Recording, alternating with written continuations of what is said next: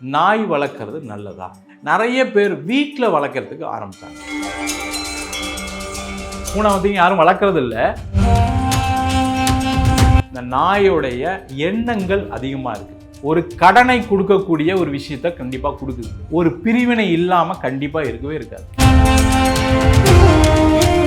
அதனால் குடும்ப வாழ்க்கையில் நிறைய சண்டை. ரொம்ப என்னுடைய செல்ல பிராணி அது. யாரெல்லாம் சிவன் கோவில் போகிறீங்களோ உங்களுக்கு தெரியும், அவங்க கூலாகவே இருக்க மாட்டாங்க, காமாவே இருக்க மாட்டாங்க. அவங்க நாயின்னு சொன்னால் கூட கோவம் வந்துடும். நோய் இல்லாமல் இருக்காது. திருமணம் ஆகாத பெண்கள் நாய் வளர்த்துட்டு இருக்காங்க. அந்த வீட்டுக்குள்ளேயே கட்டி போட்டு அதிகமான பாதிப்புகளை குடும்ப வாழ்க்கையில் கொடுக்குது. உலகெங்கும் வாழும் பக்தி பிரபஞ்சம் 369 நேயர்களுக்கு வீனஸ் பாலாஜியின் அன்பு வணக்கங்கள். நான் வீனஸ் ஆஸ்ட்ரோ அகாடமியின் ஜோதிட பேராசிரியர் மற்றும் சோடி பிரசன்ன ஜோதிட ஆராய்ச்சியாளராக இருந்து அனைவருக்கும் போய் ஜோதிடம் சேருன்ற பணியில் இருக்கோம்.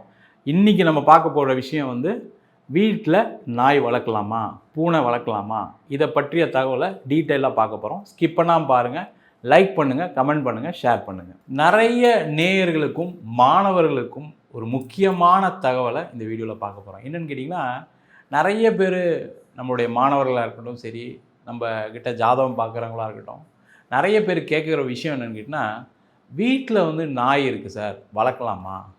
வீட்டில் பூனை அதுவாக வருது, அதுவாக இருக்குது, நான் கூட பெருசாக வளர்க்குறதில்ல, அது சும்மா பால் வைக்கிறேன், கடைசியில் அப்படியே இங்கேயே இருக்குது, அது வளர்க்குறது நல்லதா கெட்டதா அப்படின்னு நிறைய பேர் கேள்விகள் நிறைய காலகட்டத்தில் பல்வேறு வருஷமாக கேள்விகள் கேட்டுக்கிட்டே வரோம். இந்த கேள்விகளுக்கான ஒரு விடை இன்றைக்கி கிடைக்க போகுது. முதல்ல நாய் வளர்க்குறது நல்லதா அப்படின்னு பார்ப்போம். இப்போ நாய் அப்படின்னு சொல்லும்போது பார்த்திங்கன்னா ரொம்ப சிம்பிளாக எடுத்து பார்த்தோம்.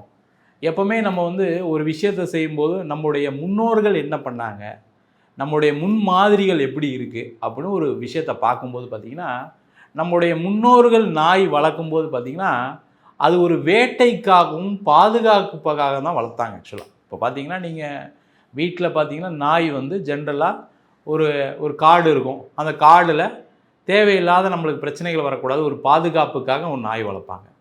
சில பேர் வேட்டைக்காக நாயை வளர்க்கக்கூடிய ஒரு அமைப்பு தான் நிறைய காலகட்டத்தில் பார்த்துக்கிட்டே வந்திருக்காங்க. இப்போ பார்த்திங்கன்னா ராஜபாளையம் நாய் அப்படின்னா வேட்டை நாய் அப்படின்னு சொல்லுவாங்க ஜென்ரலாக பேசும்போது.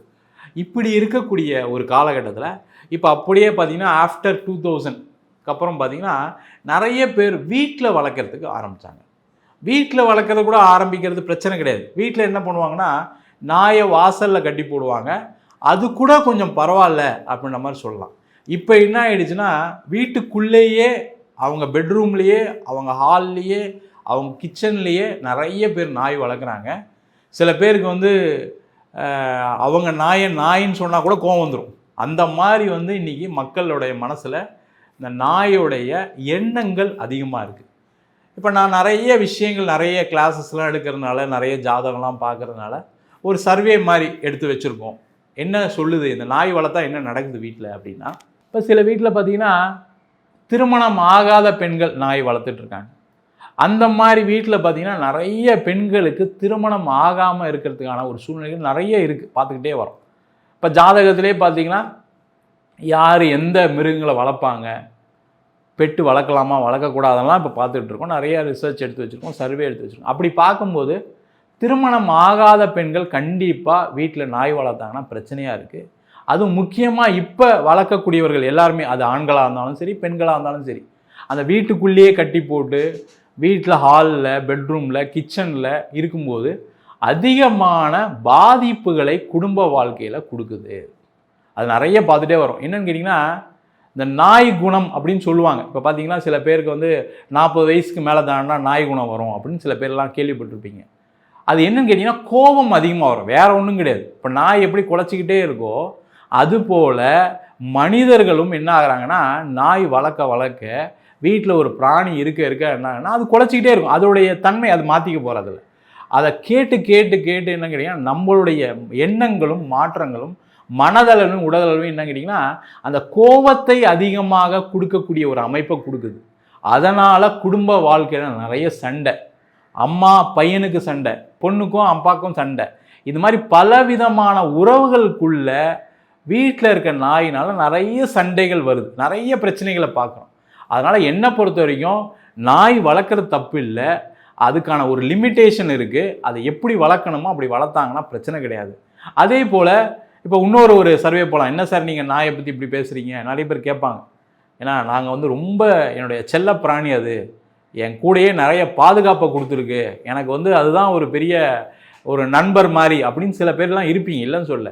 ஆனால் நீங்கள் ஒரு ஒரு ஒரு புராணம் மாதிரி எடுத்து பார்த்தீங்க அப்படின்னா, நாய் அப்படின்னு சொல்லக்கூடியது வந்து பார்த்திங்கன்னா எங்கே கோவிலில் இருக்கும் அப்படின்னா பைரவர் அப்படின்னு சொல்லுவோம்.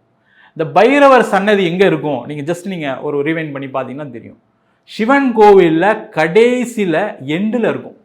யாரெல்லாம் சிவன் கோவில் போகிறீங்களோ உங்களுக்கு தெரியும், நைட்டு பார்த்தீங்கன்னா பள்ளியறை பூஜையெல்லாம் முடித்து கடைசியில் பைரவருக்கு தீபாதனை காமிச்சு பைரவர் காலில் அந்த கோவிலுடைய சாவியை வச்சு, பைரவா நீ பார்த்துக்க இந்த கோவிலை, நீ பார்த்துக்கன்னு சொல்லிவிட்டு அதுக்கப்புறம் கதவை பூட்டிட்டு வரக்கூடிய வழக்கம் தான் நம்மளுடைய கோவில்களில் இருக்குது. அது காரணம் என்னன்னு கேட்டிங்கன்னா, அவர் ஒரு பாதுகாப்பு கொடுக்கக்கூடியவர் தான்.